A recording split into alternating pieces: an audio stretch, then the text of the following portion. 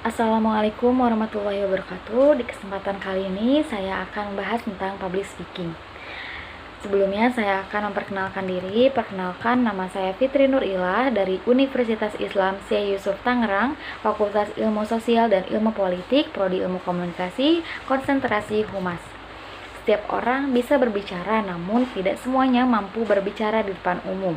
Ada banyak faktor yang menghambat public speaking. Bagaimana sih cara untuk berbicara di depan umum dengan baik? Untuk itu, di video kali ini saya akan membahas lebih dalam mengenai apa sih public speaking itu dan seberapa pentingkah. Apa sih public speaking itu? Dikutip pengertian public speaking menurut Kamus Merriam-Webster, yaitu keterampilan yang dimiliki seseorang dalam berbicara baik dalam bentuk kelompok besar ataupun kecil. Seseorang melakukan komunikasi dengan pembahasan tertentu di depan publik atau di depan kelompok tertentu, contohnya seperti melakukan presentasi atau berbicara, bahkan melakukan presentasi di depan klien. Keterampilan dan kemampuan dalam berbicara di depan umum, di mana orang tersebut dapat menjelaskan atau mempresentasikan sesuatu secara mudah, dipahami, dan lancar. Kemudian, public speaking memiliki tujuan yaitu untuk menarik perhatian publik. Seseorang pembicara selalu menyampaikan materi utamanya dengan menarik perhatian publik. Hal ini bertujuan untuk memecahkan suasana dan mencari fokus penonton agar lebih tertarik lagi dengan apa yang akan terjadi selanjutnya. Yang kedua, untuk mengubah dan mempengaruhi publik dalam berpikir.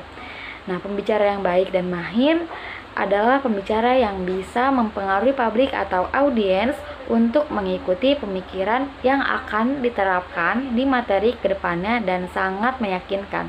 Yang ketiga, untuk memotivasi audiens ke arah yang lebih positif. Seorang motivator akan menyuarakan pemikirannya dengan sangat keras dan meyakinkan sehingga akan mempengaruhi audiens dalam berpikir dan menjadikannya lebih bersemangat untuk menjalani kehidupannya. Yang keempat, untuk kepemimpinan.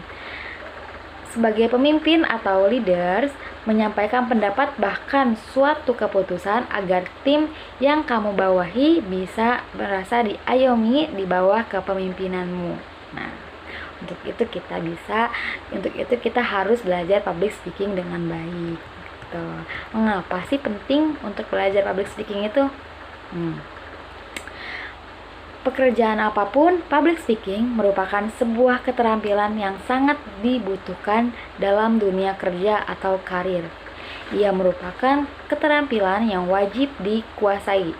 Namun, banyak juga yang menghindari untuk berbicara di depan orang banyak karena tidak percaya diri dan tidak terbiasa. Semua itu butuh latihan dan jam terbangnya.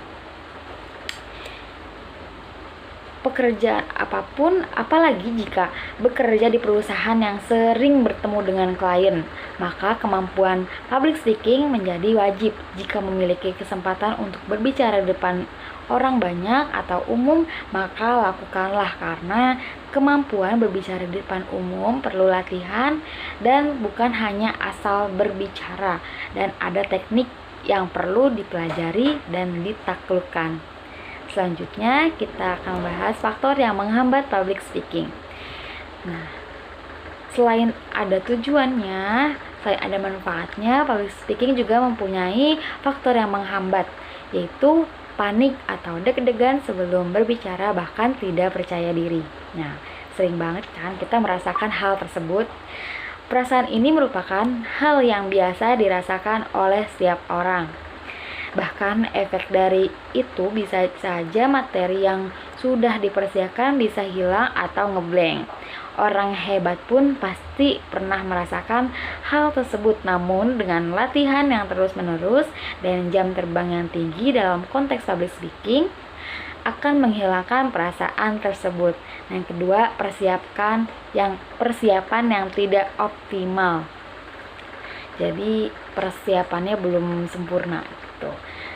ini menjadi masalah atau hambatan ketika kita ingin menyampaikan suatu materi atau presentasi di depan umum. Ketika persiapan yang minim akan berdampak pada kegagalan dari public speaking. Sebaliknya, jika persiapan yang matang, maka dalam proses penyampaian pesan kepada umum atau audiens akan berhasil. Oleh sebab itu, persiapan harus dilakukan dengan baik dan matang, mulai dari persiapkan materi, presentasi, atau bahan informasi. Persiapkan mental juga atau keberanian, dan persiapkan juga alat pendukungnya. Tuh. Selanjutnya, kondisi kesehatan yang tidak fit. Jadi kita harus terus sehat ya teman-teman ya, kalau misalnya kita ingin public speaking di depan umum. Nah, pastikan kondisi kesehatan kita sebelum menyampaikan pesan atau informasi di depan umum sehat. Karena kalau tidak, dalam kondisi tersebut penyampaian pesan tidak akan maksimal dan bahkan bisa menimbulkan kegagalan dan kekecewaan para audiens. Selanjutnya, alat atau fasilitas yang kurang mendukung. Nah, bahwa dalam menyampaikan pesan atau presentasi itu pasti membutuhkan peralatan, misalnya seperti mikrofon, laptop, dan sebagainya. Pastikan sebelum presentasi harus melakukan pengecekan atau gladiresik untuk memastikan bahwa semua persiapan sudah selesai. Jika fasilitas kurang memadai atau kurang mendukung, itu akan menyebabkan kurang maksimal dalam penyampaian pesan kepada audiens. Selanjutnya, tidak menguasai konten atau bahan dengan baik. Sebelum melakukan presentasi di depan umum, alangkah baiknya kita memahami dulu terlebih dahulu materi yang ingin kita sampaikan, agar saat penyampaian materi tersebut dapat dijelaskan dengan baik, lancar, dan komprehensif kepada para audiens. Bandingkan dengan orang yang tidak menguasai materinya. Dapat dipastikan orang tersebut akan mengalami kebingungan ketika sudah berada di depan umum. Selanjutnya kita bahas mengatasi penghambatan pada public speaking. Nah, sebelumnya kita membahas faktor yang menghambat, dan sekarang kita membahas tentang mengatasinya. Cara mengatasinya, yang pertama, persiapkan segala kebutuhan minimal H-1. Jadi sebelum acara kita harus mempersiapkan terlebih dahulu apa yang ingin disiapkan sebelum acara tersebut mulai gitu, seperti materinya, bahan-bahannya, atau segala macamnya. Kita harus menguasai semua hal tersebut. Lalu latihan setiap hari minimal 30 menit sekali. Jadi untuk menjadi public speaker yang bagus perlu latihan terus-menerus dan perlu meluangkan waktu untuk latihan berbicara atau presentasi minimal 30 menit per hari. Pahami konten materi yang akan disampaikan. Nah, kita sebelum public speaking depan umum, sebelum berbicara di depan umum, alangkah baiknya kita harus memahami materi yang ingin disampaikan agar ketika hari acaranya kita tidak akan kebingungan dan tidak merasa grogi. Yang keempat, membangun growth mindset dan percaya diri. Nah, membangun percaya diri itu susah ya teman-teman ya. Banyak nih dari kita yang kurangnya rasa percaya diri. Jujur saya juga pernah merasakan hal tersebut, namun kita harus mengupgrade diri kita untuk menjadi lebih baik dan untuk percaya diri sendiri. Untuk meningkatkan kemampuan kita dalam berbicara di depan umum, orang yang memiliki pikiran terbuka akan merasa yakin dan berani serta akan merasa aman dan nyaman dalam menyampaikan pesan pada audiens. Bandingkan dengan lawannya growth mindset, fixed mindset. Ia akan merasa kesulitan dan takut untuk mencoba dalam penyampaian pesan kepada audiens, dan hal ini tentunya akan menyebabkan kurangnya percaya diri. Orang yang tidak ingin berubah gitu ya teman-teman, dan tidak ingin mencoba lebih baik. Kalau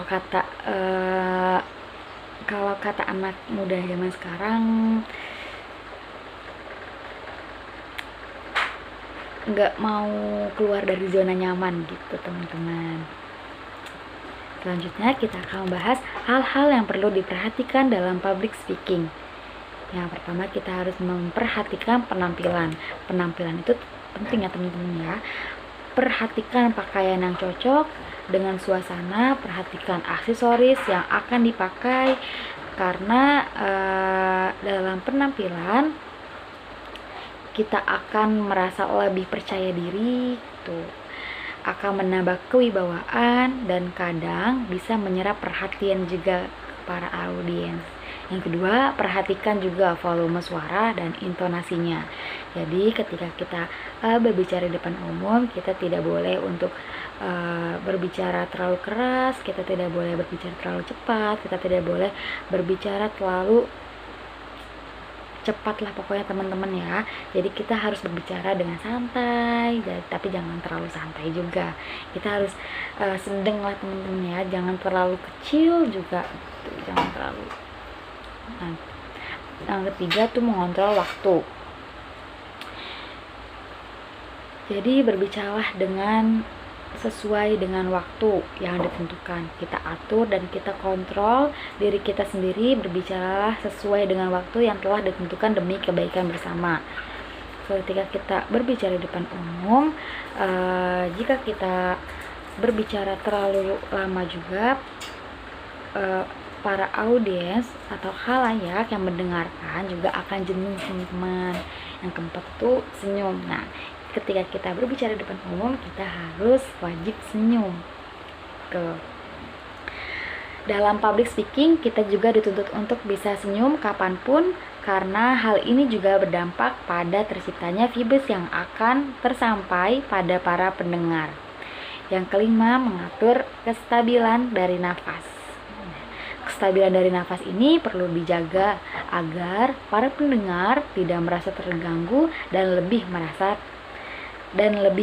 nyaman. Yang keenam, menggunakan gestur. Hal ini mempermudah kita menyampaikan pesan. Terkadang kita membutuhkan gestur ini untuk lebih melakukan penegasan terhadap setiap kalimat yang kita ucapkan. Yang ketujuh, tidak lupa menggunakan kontak mata. Apabila kita melakukan kontak mata dengan mereka yang mendengar, mereka akan seakan-akan merasa bahwa kita sedang mengajak mereka berbicara, dan mereka pun merasa diakui adanya di situ, sehingga proses penyiaran akan bisa berjalan dengan hangat. Selanjutnya, tidak lupa memberi jeda di setiap kalimat. Dalam penyampaian sesuatu, kita tidak usah terburu-buru. Seringkali saat kita merasa gugup tanpa kita sadari, kita berbicara dengan tempo yang sangat cepat tanpa memberi jeda sedikit pun dari setiap kata yang diucapkan. Tempo secara cepat membuat kita menjadi grogi teman-teman gitu. Oke, cukup sekian pembahasan dari saya, cukup sekian materi dari saya. Semoga bermanfaat. Kurang lebihnya saya mohon maaf. Wassalamualaikum warahmatullahi wabarakatuh.